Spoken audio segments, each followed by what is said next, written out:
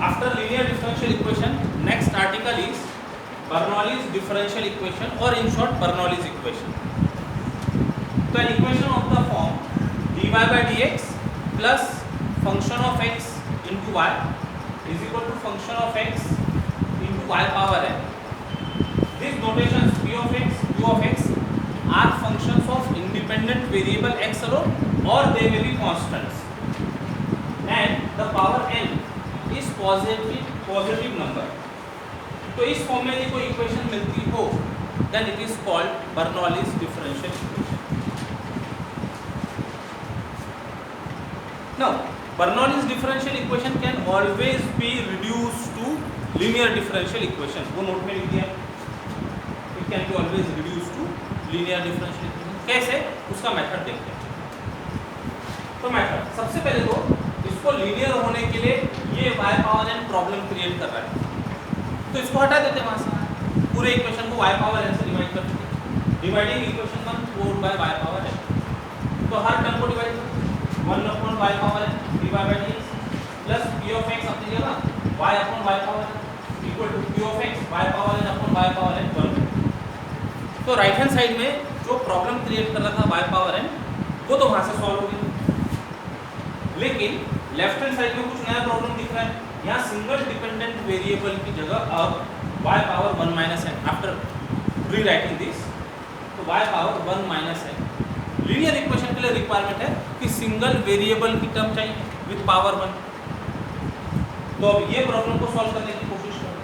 तो we put this y power 1 minus n is equal to z which is new dependent variable. तो ये problem solve होते दिखते हैं. लेकिन ऐसा नहीं हो सकता कि एक इक्वेशन में दो डिपेंडेंट वेरिएबल काम करें. तो जो पुराना डिपेंडेंट वेरिएबल से रिलेटेड टर्म थी वो सब न्यू डिपेंडेंट वेरिएबल में कन्वर्ट करना पड़ेगा. स्पेशली dy by dx को z के टर्म में कन्वर्ट करना पड़ेगा. तो ये जो रिलेशन मिला हमको, जो हमने प्रूव किया y power 1 minus n equal to z, इसको डिफरेंशिएट कर लेते हैं with respect to x. Now y is function of x, similarly z will also be function of x, क्योंकि हमने y के लिए रिप्लेस किया हुआ है. तो independent variable will be the same. इसको डिफरेंशिएट कर रहे हैं विद रिस्पेक्ट टू x.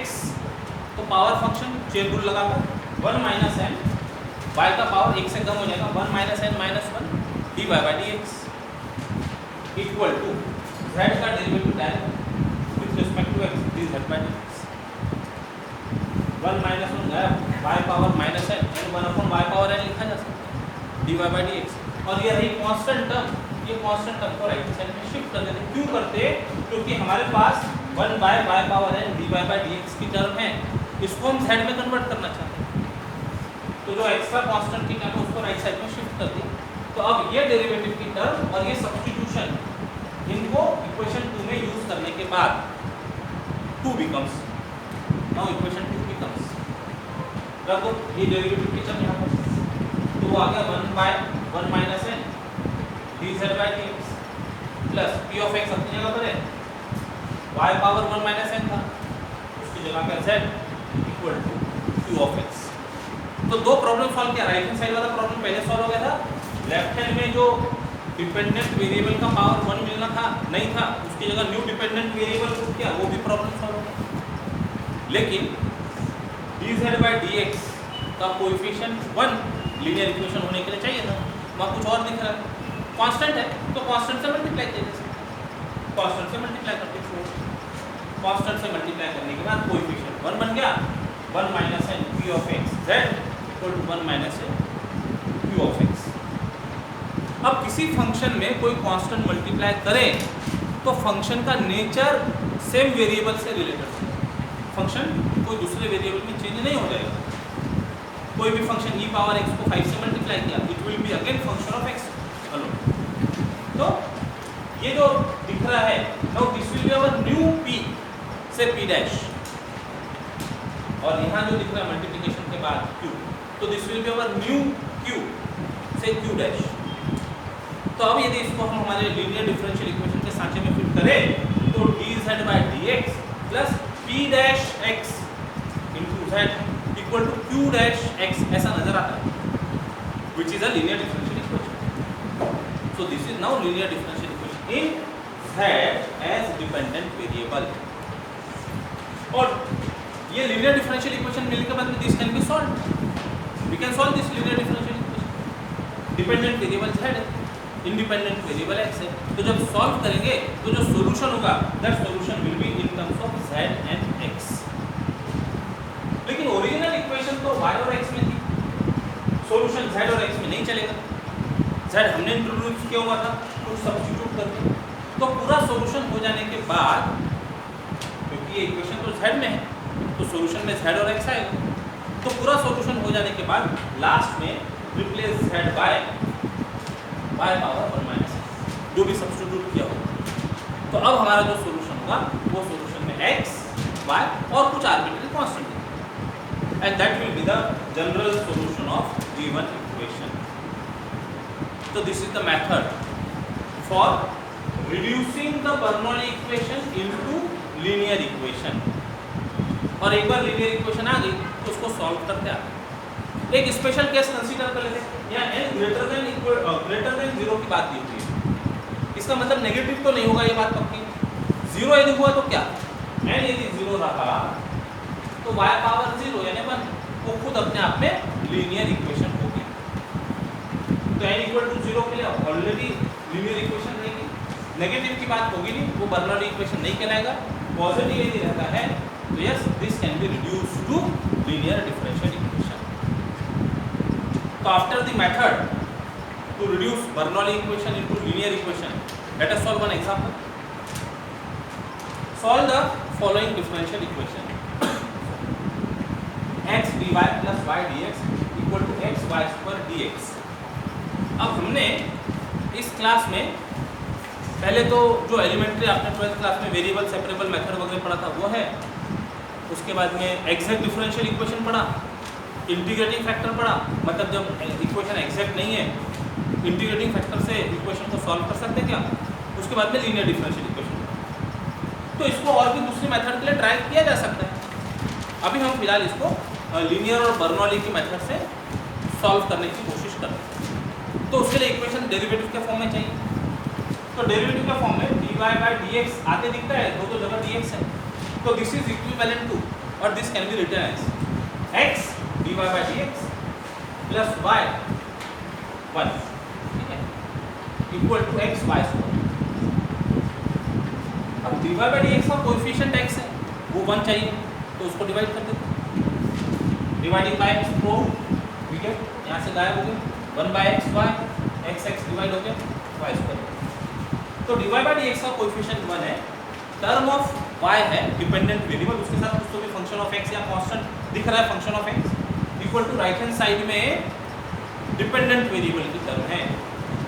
तो लीनियर तो नहीं हुई ये इक्वेशन, ये इसके फॉर्म में दिख रहा है y पावर n टू का काम करता है, इसके साथ कुछ नहीं है मतलब 1 मान सकते हैं, दैट इज अवर q। तो yes this is linear, this is Bernoulli's differential equation where p of x is 1 by x and q of x is 1. Notice p and q are functions of x alone or maybe constant। तो यहाँ q constant है और p function of x दिख रहा है। चलो, तो ये तो कंफर्म हो गया कि बर्नौली इक्वेशन है, p और q हमने मेंशन कर दिया। फिर नोट था हमारे पास में Bernoulli equation can always be reduce to linear equation, वो काम करना होगा। ये जो पूरा प्रोसीजर है, ये पूरा प्रोसीजर प्रॉब्लम सॉल्व करने के लिए लगेगा। स्टेप 2 में प्रॉब्लम किसकी वजह से थी, ये y स्क्वायर की वजह से। तो डिवाइड प्रोड by y square, 1 by y square dy by dx plus 1 by y upon y square is equal to 1। y upon y square means y power -1। अब इसको नया डिपेंडेंट वेरिएबल पुट कर, y power -1 is equal to z, new dependent variable. y z में change हो गया तो dy by dx को भी चेंज करना पड़ेगा, तो उसके लिए differentiating with respect to x, apply chain rule, x power n का डेरिवेटिव तो y पावर -1 का derivative -1 y power -1 into derivative of y with respect to x is equal to dz by dx। इसको क्या कर लेते हैं, y power -2 यानी 1 upon y power 2 साथ में -1 dy by dx is equal to dz by dx। Differential equation में 1 by y square d y by d x है, तो जो कांस्टेंट टर्म है उसको पहले शिफ्ट करो, तो 1 by y square d y by d x equal to minus 3z by d x. अब ये डेरिवेटिव की टर्म और ये सब्स्टिट्यूशन, ये दोनों के साथ इक्वेशन 2 बिकम्स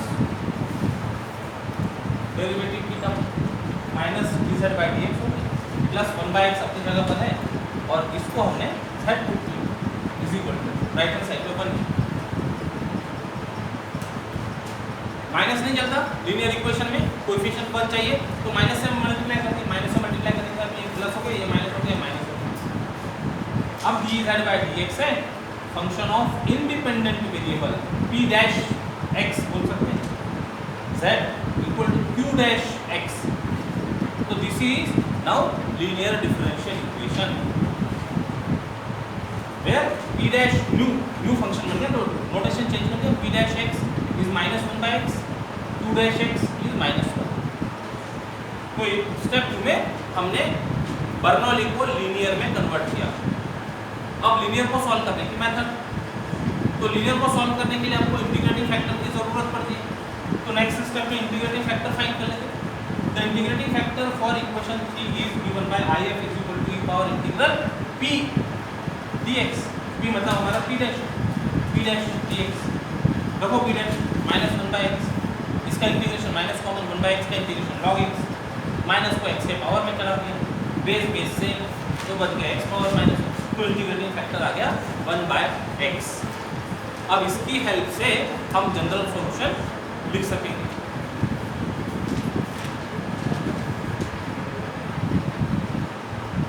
इंटीग्रेटिंग फैक्टर आने के बाद स्टेप 4 बोल देते हैं the general solution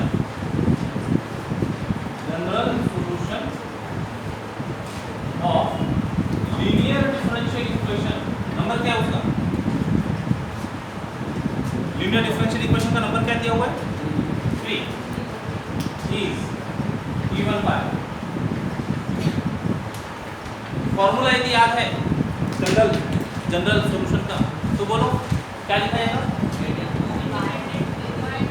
dependent variable कौन है z into integrating factor is equal to integration of q, तो यहाँ पर q के लिए क्या नोटेशन लिया q डैश, ऑलरेडी एक बार q यूज हो चुका है तो दूसरी बार हमने नया नोटेशन दे दिया q डैश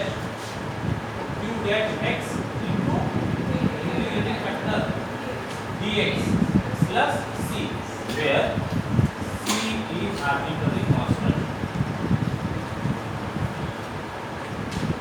ये ध्यान रखना होगा, डिपेंडेंट वेरिएबल इज z, ये ध्यान रखना, तो this is flat z integrating factor 1 by x is equal to integration q dash minus 1 into 1 by x dx plus c, तो this is equal to minus sign बाहर, integration of 1 by x log x plus c, so this is z by x is equal to imply z is equal to minus x log x plus x c, सभी में multiply होगा, तो ये solution नहीं होगा क्योंकि z और x involve हो रहे हैं। लास्टली को z is equal to क्या रखा था y power minus 1 that is 1 by y, ठीक है 1 by y is equal to, ये माइनस को इसके साथ एडजस्ट करना चाहे तो कर सकते हैं, रहने दिया जाए तो कर सकते हैं, x log x का पावर माइनस 1, ये माइनस को log x के साथ में लिखे, log का पावर log x का पावर माइनस 1 लिखा जा सकता है, ठीक है, गड़बड़ होती तो रहने देना वैसे, प्लस x ठीक है, और y 1 by y is equal to 1 by y x log 1 by x plus x answer. This is general solution of given differential equation 1, x और y में जो था माइनस x x को कैसे लिखा, x into minus log x, और वो जो माइनस था लॉग की प्रॉपर्टी से x की पावर में लिखा जा सकता है। यहाँ पर भी कर सकते थे, उसको ऊपर ले जाके log 1 बाय x, यहाँ पर भी कर सकते।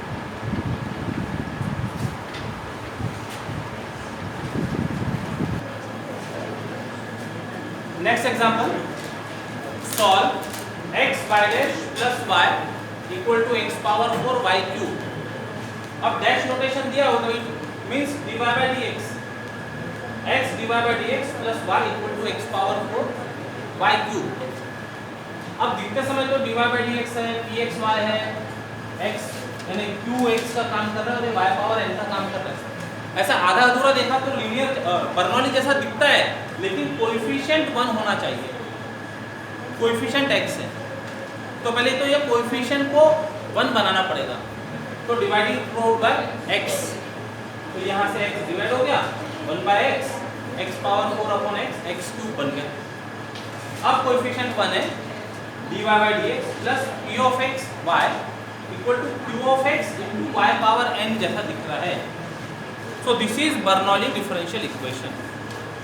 तो उसको लीनियर में रिड्यूस करने के लिए y power n problem create करता है, उससे डिवाइड कर दो, डिवाइडिंग टू y पावर 3, तो 1 upon y power 3 dy by dx 1 by x y upon y cube equal to x cube.